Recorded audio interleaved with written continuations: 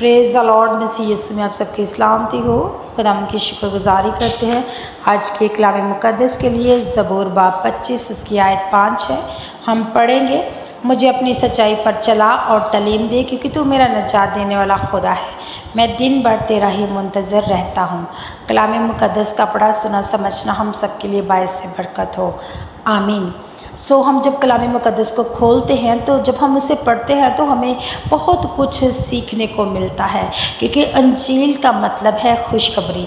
और जब हम कलाम मुक़द्दस को पढ़ते हैं, जब हम कोई भी चैप्टर कोई भी बुक पढ़ते हैं खोलते हैं तो हमें तरह तरह का सबक सीखने को मिलता है।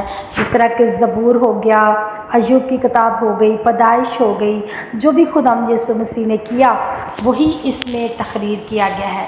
हम कलाम मुक़द्दस को जब पढ़ते हैं तो हम खुदा उनका शुक्र अदा करते हैं। और जितने भी लोग खुदा के रास्ते से भटक चुके हैं तो दुआ करें कि खुदावंद तो मुझे अपनी राह दिखा, ताकि मैं तेरी दिखाई हुई राह पर चलूँ। क्योंकि कलाम मुक़द्दस में लिखा है, बदी से हटकर अब्दी राह को चुन।